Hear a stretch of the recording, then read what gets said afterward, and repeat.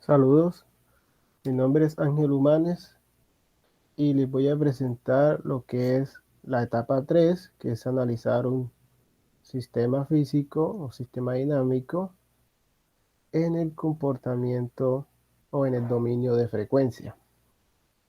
A mí me tocó el sistema E, que consiste en un circuito RLC que se ve en la figura 1. Consta de una fuente de alimentación DC P1, un condensador C1, una inductancia L1 y dos resistencias R1 y R2, tal como se puede apreciar. De la etapa 2, pues para este circuito se le obtuvo las ecuaciones diferenciales que rigen el comportamiento pues, de el voltaje en el condensador y de la corriente en el inductor. Ambas ecuaciones pues están acopladas, formando un sistema de ecuaciones de, que se puede apreciar en la ecuación 1 y la 2. Entonces, partimos de estas ecuaciones para hacer el análisis en el dominio de frecuencia. Para ello, se usa la transformada de Laplace. Entonces, se le aplica la transformada de Laplace a la ecuación 1. Aquí tenemos por la propiedad, pues, esto se puede distribuir y por tablas, pues, obtenemos lo que es la transformada de Laplace de cada uno de los términos. Similarmente, se le aplica la transformada de Laplace a la ecuación 2 y obtenemos la respectiva ecuación 4. Cabe recalcar que la ecuación de Laplace se usa para transformar ecuaciones diferenciales en ecuaciones algebraicas y obviamente es mucho más sencillo resolver ecuaciones algebraicas que ecuaciones diferenciales. Entonces después se hace un tratamiento matemático sencillo y tenemos que, bueno, hay una variable que en el momento no nos va a interesar, que es la corriente en el inductor, dado que en el ejercicio nos piden que la salida sea el voltaje del condensador y pues la entrada va a ser el voltaje de la fuente. Entonces esa corriente, ese término de la corriente del inductor, pues se reescribe en términos de las otras dos variables, el voltaje del condensador y el voltaje de la fuente de entrada. Al hacer todo ese proceso, un poquito largo, llegamos a que bueno, después de meter también los datos, pues los valores son que la resistencia 1 serían los dos primeros dígitos de mi documento de identidad. Eso me da 10. La R2 sería el número de grupo colaborativo, que mi grupo es 2, entonces sería 2 ohm. La inductancia serían los dos últimos dígitos del documento de identidad, que es 40. Y la capacitancia será el quinto y el sexto dígito de mi documento de identidad, que eso corresponde al 89. Ya estos valores pues se habían usado antes en el paso anterior. Continuamos con ellos. Y sustituir esos valores pues en esta ecuación que está aquí. Y bueno, vamos a dejar todo en términos de voltaje del condensador y voltaje de la fuente. Posteriormente, para encontrar la función de transferencia, pues tenemos que hacer la división. Lo que es función de transferencia G sub S es la salida respecto a la entrada, o sea, ese cociente. Entonces, por eso tenemos que dejar toda esa ecuación de esa forma, dividir la salida, que es el voltaje en el condensador respecto a la entrada, que es el voltaje de la fuente. Y después de hacer todo ese proceso, pues, llegamos a esta ecuación, que es la función de transferencia del sistema. Afortunadamente nos dio un poco sencilla, de orden 2, dado que S, que es la variable del dominio de frecuencia, puesto que se cambió, se pasó de T a S, pues está de orden 2. Acto seguido es aplicar el procedimiento matemático pues, para determinar la estabilidad del sistema. Entonces,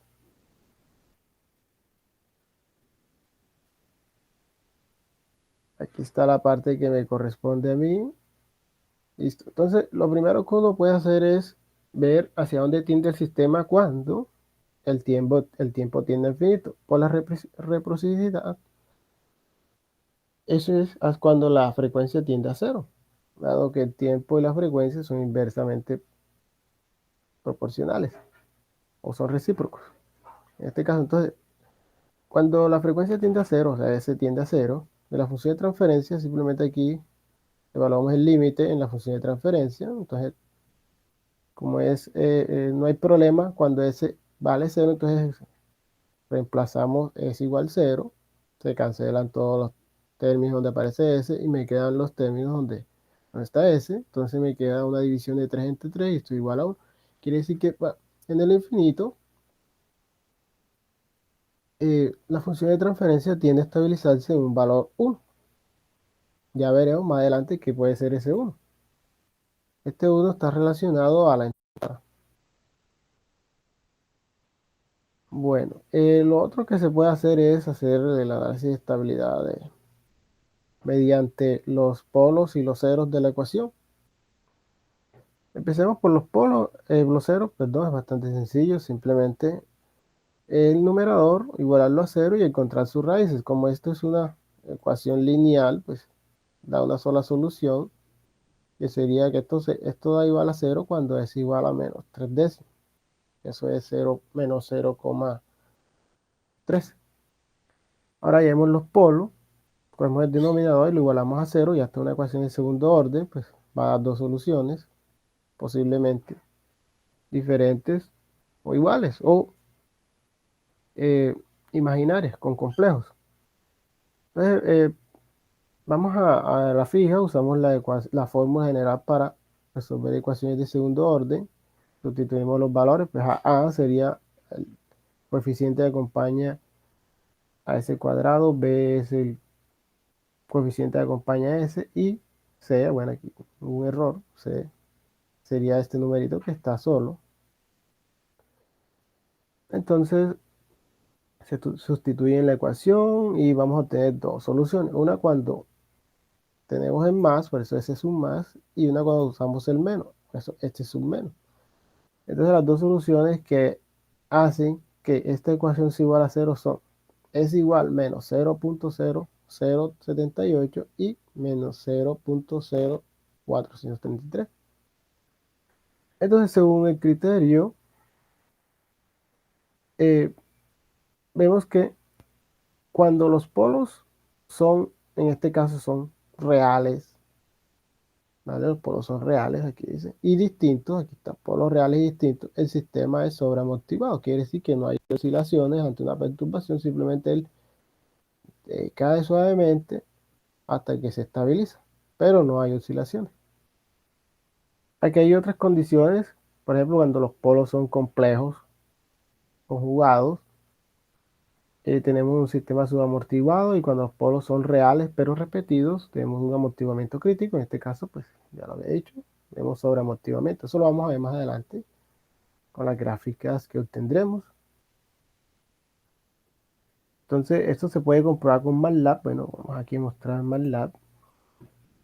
En este caso usa MATLAB Web, que Visual One no quiere, no reconoce la función de transferencia. Debe ser que le falta un compilador, algún programa, algún paquete. Entonces aquí eh, con esta línea, pues declaramos lo que es la función de transferencia, pues aquí diría el numerador y acá abajo el denominador y aquí está, ya me la entrega, tal cual como se había hallado. Aquí está, esta es la función de transferencia, tal cual como se había hallado. Para encontrar los polos se usa la función root y se mete lo que es el denominador. Solamente se meten los coeficientes, ya él entiende que el primero sería S al cuadrado, el segundo S lineal y el tercero S a la cero, término de orden cero. Y aquí me encuentro los polos, casualmente idénticos a los valores que ya había encontrado analíticamente. Entonces vamos a analizar lo que es con esta función RLOCUS, de la función de transferencia. eso me da,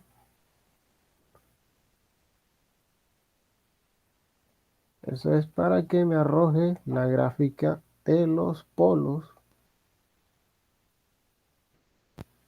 Un poco lento.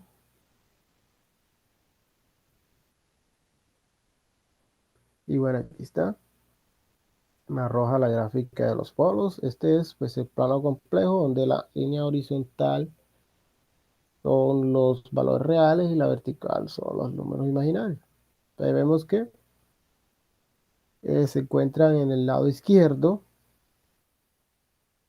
¿vale? O sea, son valores, los polos pues son valores negativos, ambos. Entonces, bueno, según el criterio de Hurwitz, esto indica que el sistema es estable. Entonces, ahora pasemos a ver lo que es el PZ-map de la función de transferencia. Esto es para ver la gráfica de los ceros. Bueno, aquí en los ceros, pues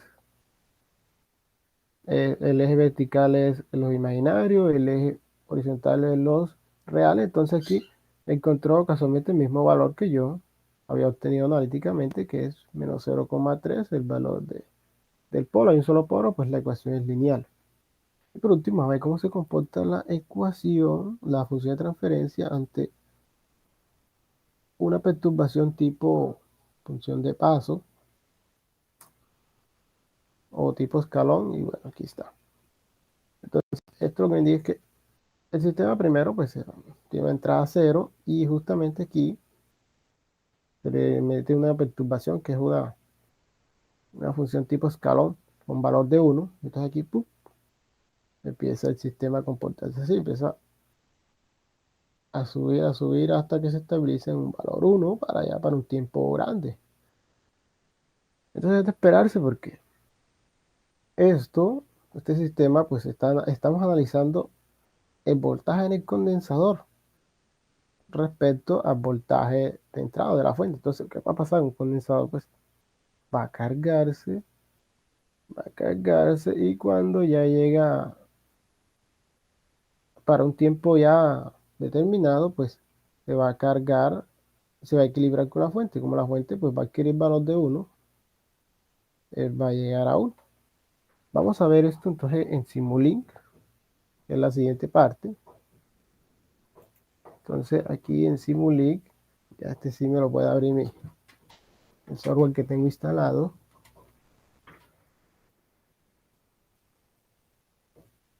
Espera un momentico, aquí está el diagrama de bloque, es bastante sencillo, por eso es más fácil trabajar con el dominio de frecuencia y el dominio de tiempo. Este bloque aquí pues se declara lo que es la función de transferencia. En mi caso es 10S, o en el caso del ejercicio es 10S más 3 en la parte del numerador, dividido sobre 8900S cuadrado más 455S más 3. Bastante sencillo. Aquí tenemos la entrada, que es una función de paso, o tipo escalón, perdón. Y aquí este es un MUX, esto bueno, va a integrarme, bueno, no de integración, para hacer que me permita visualizar lo que es la función de transferencia o la salida de este sistema, y por acá conecté la entrada. Y aquí me lo visualiza en una pantalla. Entonces, primeramente se hace una simulación para ver cómo el comportamiento en los primeros 50 segundos y ya lo tengo aquí previamente realizado, donde la línea amarilla es el voltaje en el condensador y el azul es la función tipo escalón de entrada. Lo puse como 1 voltio y después está la perturbación que incrementa en una unidad, pues el valor de entrada. Entonces pasa de 1 a 2 aquí en 5 voltios. Pero esto no perturba el sistema, no lo afecta mayormente, pues como la salida es el voltaje del condensador se va cargando, y si la fuente ya pasa a 2 voltios, pues va a seguir cargándose, pero esta vez ya no basta 1, sino basta el nuevo valor, que sería 2. Vamos a ver qué pasaría. Vamos a ver en qué tiempo, hacia dónde tiende este sistema. Entonces, para eso vamos a colocarle un tiempo mucho mayor. Vamos a colocarle 900 segundos, tal como se hizo se muestra en el trabajo escrito. Y espera un momentico. Bueno, después de una larga espera, ya podemos visualizar cómo sería el comportamiento de la función de transferencia de una perturbación. Y ya para un tiempo ya avanzado, aquí lo pongo para 900 segundos. Entonces, como era de esperar, bueno, la línea amarilla, que es la salida, que es la carga del condensador, pues ella va a coger y va a aumentar su carga hasta que se estabiliza con el valor de la fuente, que después de 5 segundos adquiere un valor de 2. Entonces, aquí, no hay, aquí hay un sobreamortiguamiento, porque aquí no hay oscilaciones respecto a un valor de equilibrio, ¿no? Simplemente piensa en un valor y baja, baja, baja. El sobreamortigo y ya. Llega aquí a su valor de estabilidad, que en este caso va a ser 2 porque fue el valor que se le colocó